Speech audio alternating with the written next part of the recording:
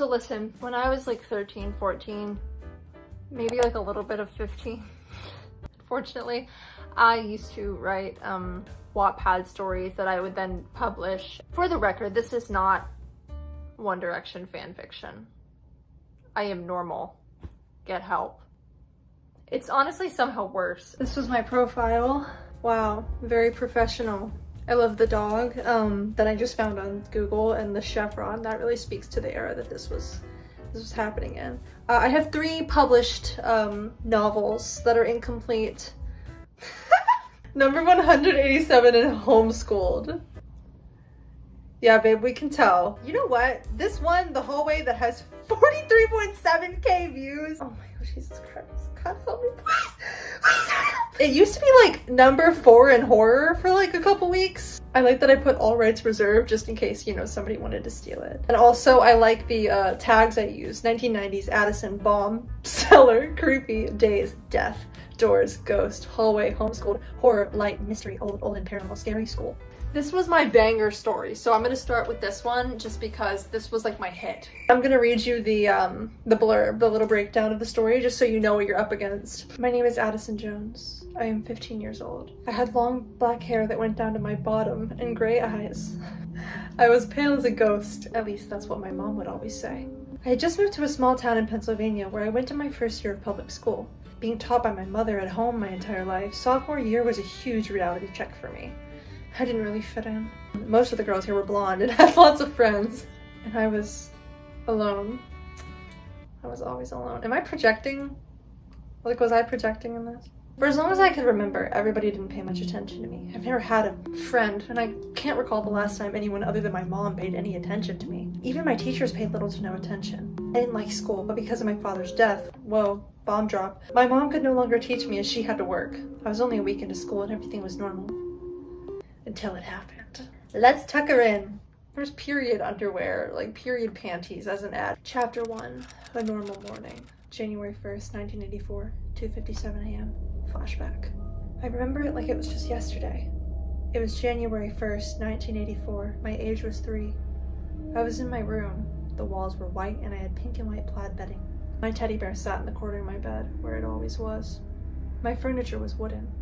My dad made it for me when I was a baby. I think also what we need to take into account while I'm reading this is I think at this point in my life, I thought that the 1980s were like the Victorian era. So I'm writing this as in she's in like the Victorian era, but it's 1984. Because I apparently did not know what was going on in 1984 when I was 14. It was almost 3 in the morning. I'd been woken up a few times to the sound of slow, heavy footsteps. I'd fallen back asleep by this time, and I was sound asleep when I heard it. Bang! The sound of a gunshot. Damn. Loud and clear as day. I was 3 years old. She's 3 years old. How does she know what a gunshot sounds? I shot up from my bed, tears streaming down my face. I immediately ran to my parents' bed. I was so little, I didn't know any better. I woke up my parents and they searched the house. They found nothing and they told me to stay in their room tonight. My dad stayed up all night, making sure our house was safe. I remember waking up the next morning, back in my room. It was as if I never went to my parents' room that night. I still don't understand why. Everything the next day was normal. I asked my mother in my squeaky 3-year-old voice what had happened last night. What the fuck? Like, what 3-year-old is asking? What happened last night? Like, that you can't even talk properly when you're 3. You're like a toddler. Like, you're using sippy cups and watching Elmo. Like, you're cocomeloning. Why are you asking? Like, why are you like, what happened last night? Bitch. Sorry. I don't know. I just have a lot of problems with this. I told her everything I remembered. And she looked at me like I was crazy. That was the first time I can recall a weird occurrence. Caitlin, when you edit this, put like a thunder sound effect for like dramatic effect. September 18th, 1996, 6 a.m., present day. We're still in the Victorian era though, probably. It was early in the morning. I rolled out of my bed. The wooden floors were cold, making my toes scrunch up. I forced myself to go downstairs. I hadn't had to get up this early in a while. Since I had never gone to school before, my mom normally didn't wake me up until 7:30 a.m. That's supposed to say wake, but I'm illiterate. It was 6. Exhausted, I opened my door and was greeted by the usual creak. Honestly, for me being that young, this is kind of descriptive and kind of good. Like, it's not bad. Why lie? I try to rewrite this now. I had a good ass plot. Like, I had a whole start to finish story mapped out. Like, exactly how the book was written. There was lore. There was Lore lore. I read this to my friend Annie one time. She told me I should like write a screenplay about it and make it into a movie. My cat, Victoria, what a name for a cat, walked past my door. She was a black cat, and she was 14 years old. My family has had her for as long as I could remember. The cat hated me, though. She ignored me, like the rest of the world. I started down the long, steep, creaky wooden stairs. Our house had been built in the early 1800s. With every step, the stairs creaked. I remember going into the kitchen to the smell of eggs, a daily routine I had. My mother, Mary, would always make eggs and oatmeal, and we would sit at our old wooden table. What a combo. We did this when we used to live in Kansas, too. We're not in Kansas anymore. Except there would always be 3 chairs. One for my dad, but that chair hasn't been there since he passed away. She always kept one sunflower in the middle. When that one died, she would immediately pick a new one from her garden and put it in the vase. My mother loved gardening. I never understood it. When something died, you didn't just replace it, did you? That's so profound, Kaylin! This morning was different than usual. Unlike normal mornings, after we ate, I had to rush to school. I took a bite of my eggs. I wasn't hungry, but my mother would be upset at me if I didn't eat the eggs. I managed to stomach a few bites. We ate there in silence. It was weird. We normally always talk. Today felt different. I couldn't put my finger on it. Addison. I snapped out the days. I was looking down at my plate. Porcelain, lined with pink flowers and gold around the rim. The same china we've always had. This is kind of good! Yes, Mother? I replied. I've called your names 5 times. I can't. That actually really hurt. I've called your name 5 times, young lady. What has gotten into you? I moved my fork around in my eggs, trying to come up with a reply. I shrugged. I don't know, Mother. I guess I'm just nervous. My mother nodded and glanced over at the clock. She put her fork down on the plate and straightened herself up. Sorry, I'm acting now. Sorry, I'll be serious. Well, it looks like it's time to get you off to school now. We stood up and put our plates in the sink. I ran my hand across the peeling wallpaper as I walked to the door. I picked up the brown leather backpack that used to be my father's work bag. I began to put the textbooks inside that the school had given us. As I loaded them up, my fists began clenching. I'm sorry. I felt the urge to do something. Something violent. My face was clenching up as I was trying to avoid the feeling. I think my mother could tell that something was wrong. Mother came over to me and gave me a hug. Everything will be all right, Addie. I suddenly felt water down on my head. I looked up and pulled away from my mother's grip. Mother, why are you crying? I asked, concerned. I'm sorry. I'm sorry that I don't have the money, and I'm sorry that I don't have the time.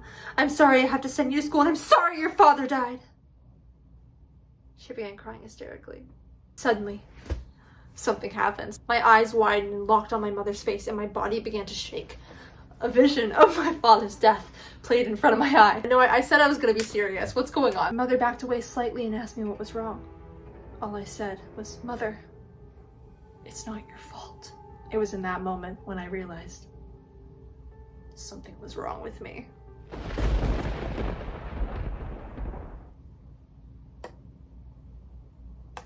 God, I'm on a cliffhanger. Okay, we're gonna do a little teaser for chapter 2. Maybe I'll like do a whole reading until we finish the book.